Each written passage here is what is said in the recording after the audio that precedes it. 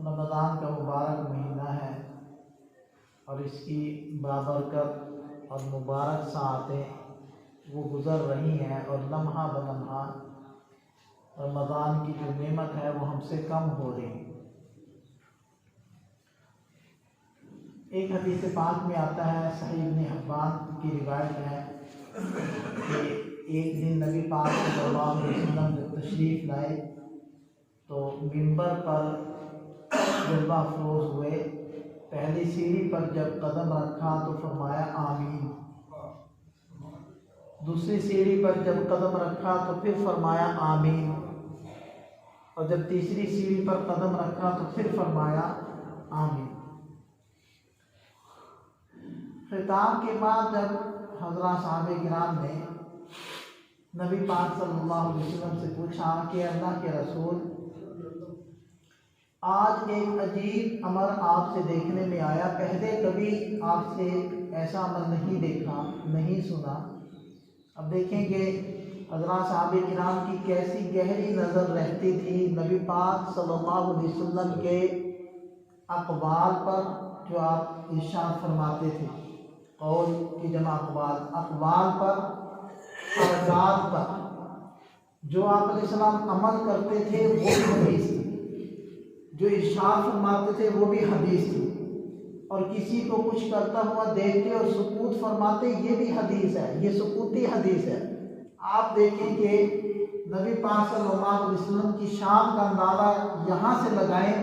کہ آپ علیہ السلام کچھ بولیں وہ بھی دین، کچھ کر کے دکھائیں وہ بھی دین، خاموش رہیں وہ بھی دین ہے۔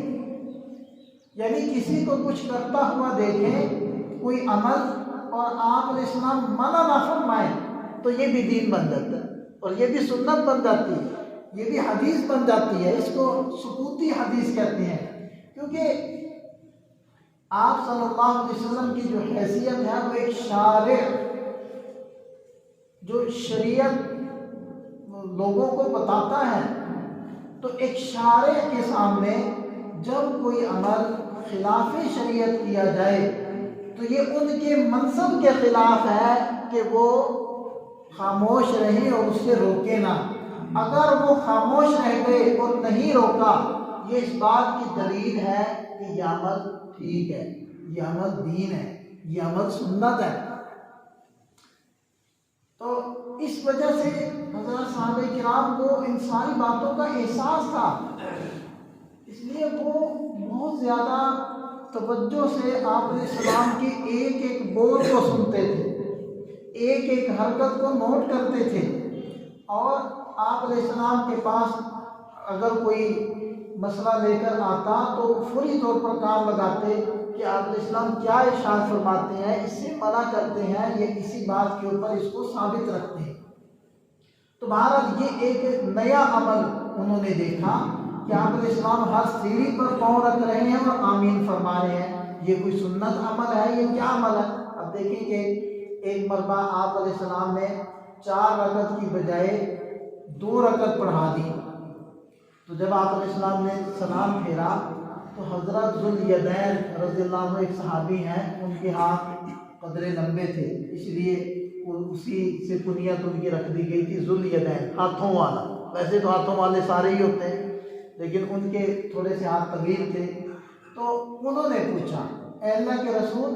کیا نماز کم ہو گئی یا آپ بھول گئے؟ تو آپ علیہ السلام نے فرمایا کہ کچھ بھی نہیں ہوا، یعنی نہ نماز کم ہوئی، نماز تو یہ 4 رکعت والی 4 رکعتیں ہی ہیں، اور میں تو نہیں بھولا۔ آپ علیہ السلام یہ سمجھ رہے تھے کہ میں نے 4 پڑھا دی، تو انہوں نے کہا کہ نہیں یا رسول اللہ، ان میں سے کوئی ایک کام تو ہوا ہے۔ تو پھر آپ علیہ السلام نے بقیہ صحابہ سے پوچھا تو انہوں نے بھی کہا کہ ہاں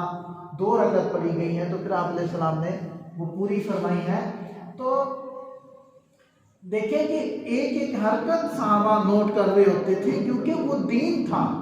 اور وہ دین سیکھ رہے تھے۔ سب سے پہلے راوی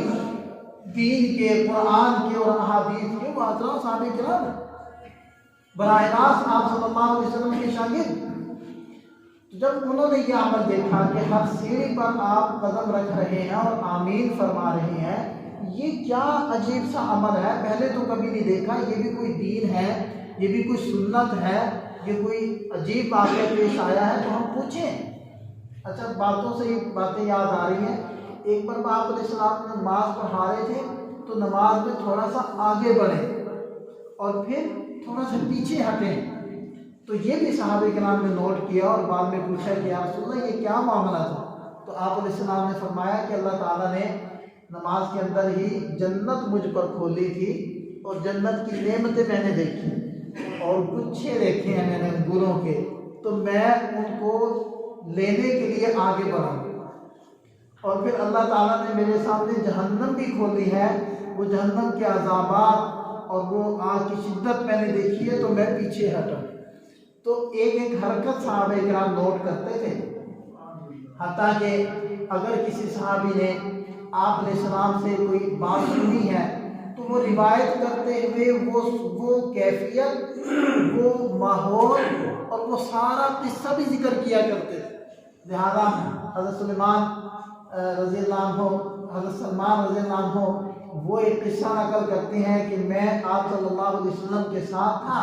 آپ علیہ السلام نے ایک درخت کی شاخ لی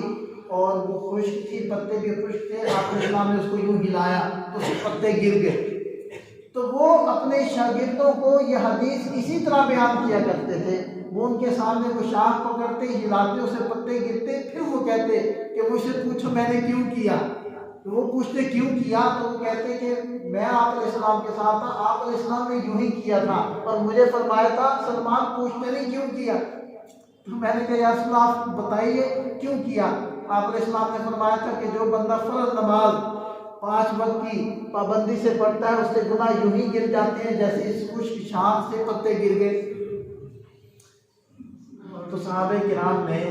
ان شاگردوں نے، ان لائق اور ہونہار شاگردوں نے ان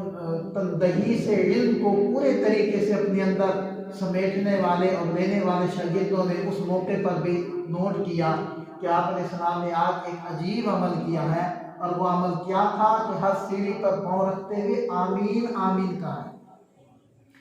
تو جب صحابہ کرام نے پوچھا تو نبی پاک صلی اللہ علیہ وسلم فرمانے لگے کہ جب میں منبر کی پہلی سیڑھی پر پاؤں رکھنے لگا تو جبریل علیہ السلام تشریف لے، انہوں نے 3 بد دعائیں کی اور ہر بد دعا کے اخیر میں کہا آمین، اور پھر مجھے بھی کہا کہ آپ بھی کہیے آمین۔ تو میں نے ان کے کہنے سے کہا آمین۔ تو پہلی انہوں نے بد دعا یہ کی کہ جو شخص رمضان کا مبارک مہینہ پائے اس کی مغفرت نہ ہو، اللہ اس کو اپنی رحمت سے دور کر دے۔ ایک روایت میں آتا ہے وہ ہلاک ہو گیا، ایک روایت میں آتا ہے فَأَبْعَدَهُ اللَّهُ، اللہ اس کو اپنی رحمت سے دور کر دے۔ جو صحیح ابن حبان کی روایت میں جس کا ترجمہ کر رہا ہوں اس کے اندر دور کرنے والے الفاظ ہیں۔ تو حضرت جبریل علیہ السلام نے یہ بد دعا کی اور پھر کہا قل آمین، اے نبی آپ کہیے آمین۔ تو آپ علیہ السلام فرماتے ہیں کہ میں نے کہا آمین۔ پھر حضور فرماتے ہیں کہ میں نے دوسری سیڑھی پر قدم رکھا تو جبریل علیہ السلام نے یہ بد دعا کی کہ ہلاک ہو جائے یا وہ شخص کہ جو اپنے والدین میں سے دونوں کو یا کسی ایک کو بڑھاپے کی حالت میں پائے، ان کی خدمت کر کے جنت کا مستحق نہ بنے، اس کو بھی اللہ اپنی رحمت سے دور کر دے۔ تو پھر کہا مجھے آپ کہیے آمین، تو فرمایا میں نے کہا آمین۔ پھر تیسرے درجے پر جب میں نے قدم رکھا تو جبریل علیہ السلام نے یہ بد دعا کی کہ ہلاک ہو جائے وہ شخص۔